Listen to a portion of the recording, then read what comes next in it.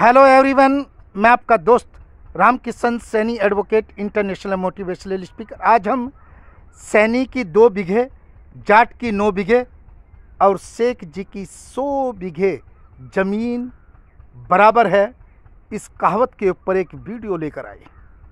दोस्तों, जैसे कि पश्चिमी उत्तर प्रदेश को सैनी लैंड कहा जाता है और पश्चिमी उत्तर प्रदेश की ये बहुत ही प्रसिद्ध कहावत है कि सैनी की 2 बीघे, जाट की 9 बीघे और शेख जी की 100 बीघे ज़मीन बराबर है। और ये इसलिए है क्योंकि सैनी भी मेहनत करता है, इसके बाद जाट उससे और कम मेहनत करता है, फिर शेख जी की बात उनकी छोड़ है। 5 ऐसे टिप्स दोस्तों ये पश्चिमी उत्तर प्रदेश की जो कहावत है, क्योंकि सैनी समाज के लोग कभी भी खेत को खाली नहीं रहने देते। साल में 4-5 फसल लेते हैं और 4-5 फसल में यदि एक भी फसल अच्छे दामों पर लग जाती है तो निश्चित रूप से लागत के साथ उसकी आमदनी भी 4 गुना बढ़ जाती है। इसलिए सैनी को बहुत परिश्रमी और बहुत ही मेहनती जाति कहा गया। नंबर 2 दोस्तों, सैनी समाज जो कस्बे के पास है, शहर के पास है, महानगर के पास है, एक बहुत अकबर के ज़माने में वित्त मंत्री टोडरमल हुआ करते थे, तो उन्होंने सैनी की ज़मीन पर टैक्स लगा दिया था।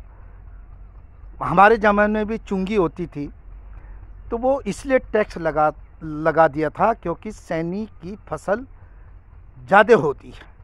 ये उस ज़माने की बात कह रहा हूँ।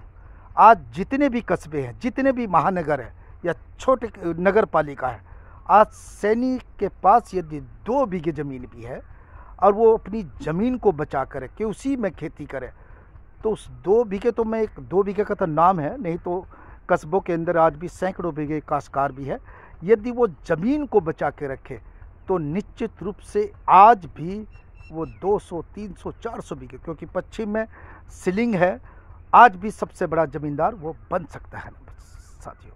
नंबर 3 साथियों, यदि सैनी समाज अपनी ज़मीन पर तकनीकी से खेती करता है, अच्छी खेती करता है, तो निश्चित रूप से गुजर बसर करने में कोई भी दिक्कत नहीं। कि मेरे देश की धरती सोना उगले उगले हीरे मोती, आज भी ये कहावत प्रासंगिक है और इसका हमें पालन करना चाहिए। नंबर 4 साथियों, मेरी सैनी समाज के लोगों से ये अपील है कि आपकी ज़मीन पर भूमाफिया नज़र गड़ा कर रखे हैं साथियों। वो बहाना करते कि कैसे ये सैनी समाज फंसे, कैसे कर्जा ले, आपको दारू पिलाएगा, आपको बहकाएगा, लेकिन इसके भकाए मत आना दोस्तों। कहते हैं सैनियों में कि जिसकी ज़मीन बिक्री होगी उसका स्वाभिमान बिक्री हो गया साथियों। और ये जो मकान, जो इमारत, जो गाड़ी, ज़मीन बिक्री करके लेते हैं ना, इस मकान को कोई नहीं पूछता साथियों। अपनी ज़मीन भूमाफिया से बचा कर रखें। अगर बिक्री करनी है दोस्तों तो उससे 10 गुना ज़्यादा हो, जब ही जाकर असली सैनी हो सकते हैं। नंबर 5 साथियों, यदि सैनी समाज की ज़मीन एक आवासीय में आ जाती है तो कभी बिजनेस की तरफ मत देखना, कभी मकान की तरफ मत देखना, कभी गाड़ी के लिए मत देखना। आपको यदि बिक्री करनी है, अपने बलबूते पे बिक्री कर, ठोक कर सौदा करें, नगद सौदा करें। और साथियों, ज़मीन के बदली ज़मीन लो।